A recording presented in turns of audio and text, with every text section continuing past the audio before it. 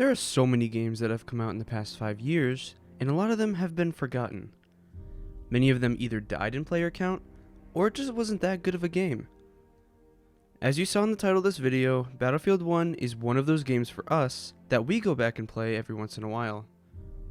If you are a fan of the Battlefield series, you probably have played Battlefield 1 before, and you either enjoyed it or disliked it. I know some people enjoyed the more modern Battlefields more, but with Battlefield 1, there's just something different about it, at least for us. I want to say thanks to KZman, one of our subscribers, who has been playing Battlefield 1 a lot lately and inspired us to make a video on it. So thanks KZman if you are watching this video. This isn't a buyer pass, or is it worth it?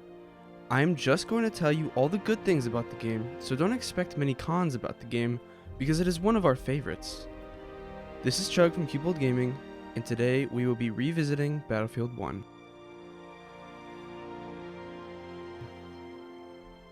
The first time we saw this game back in 2016, we were excited, but we weren't really interested in it as much as we were in Battlefield 4. We had all played 4 up to that point, and we weren't sure if going back to the World War era was going to be that good. When the game finally came out, we didn't buy the game or give it much thought. A year later, a sale happened and we bought it. It was incredible. From all the different guns and classes, to the massive maps and full-scale battles, this game was better than we expected.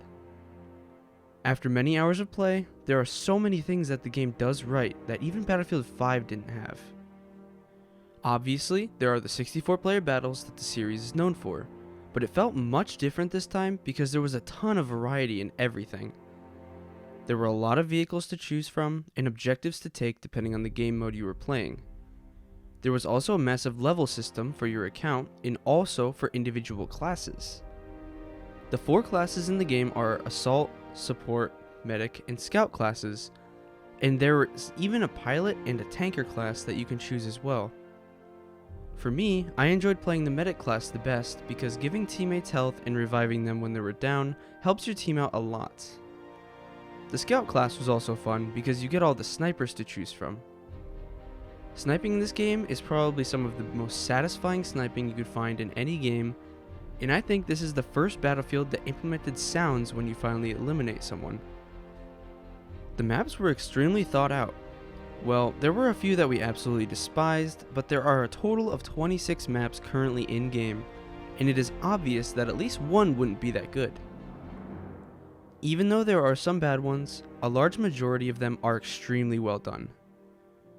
We can't say if we have a favorite map because most of them are fun to play. In Battlefield 5, a lot of the maps aren't that fun to play because they feel like duplicates of other maps, but Battlefield 1 does not suffer from anything like that. There are also remasters of older maps put into the game, so if you have played previous old Battlefields, you might recognize some of the maps in this one. I did mention this before a little bit, but the guns, not just the snipers, are very satisfying to use. We do think the way the weapons work is a little odd versus other games that are like it, but honestly, that is what distinguishes this game from the other ones. The way the guns work, for those of you who don't know, is split up by variants. Every weapon has 3 to 4 different variants depending on the class, and each variant has something special for each one. One weapon might have no scope and very low recoil, while another does have a scope and very high recoil. Pretty much, you get to choose which variant you want to use, or you can learn how to use multiple if you really wanted to. The weapons are what set this game apart from other similar games. For game modes, I usually stuck with Conquest and Conquest only, and maybe a little Domination. We weren't a massive fan of all the other modes because Battlefield is about those large-scale battles. If you want to play TDM, then go play Call of Duty.